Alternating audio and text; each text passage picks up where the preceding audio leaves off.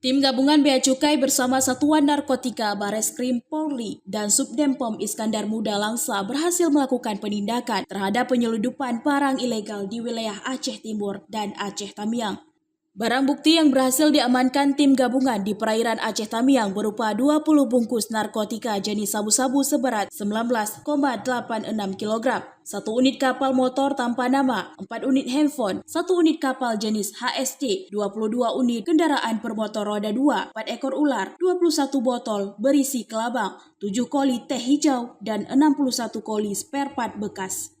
Sementara itu, penindakan lainnya dilakukan di Kabupaten Aceh Timur. Petugas berhasil mengamankan barang bukti berupa 42 karton rokok merek H2 Klasik sebanyak 420.000 batang.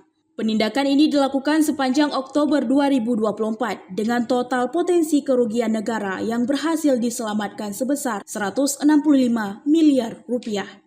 Kepala Kantor Bea Cukai Langsa, Sulaiman menyebutkan, saat ini seluruh barang hasil penindakan telah diamankan di Kantor Bea Cukai Langsa untuk kemudian diproses dengan ketentuan yang berlaku.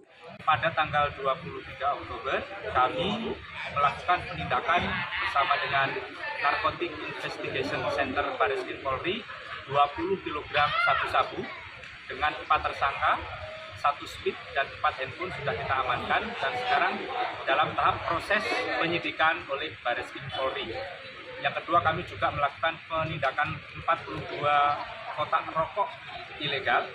Dan yang terakhir di bulan Oktober ini pada tanggal 31 kami juga melakukan penindakan 1 kapal HSC atau High Speed Craft yang di dalamnya berisi barang-barang diantaranya moge, spare part moge, kemudian binatang-binatang seperti ular, kelabang, teh hijau, dan lain-lain. Sulaiman juga menghimbau kepada masyarakat untuk berperan aktif dengan melaporkan setiap aktivitas mencurigakan yang melibatkan barang ilegal. Dari Langsa, Seli Novita melaporkan untuk Puja TV.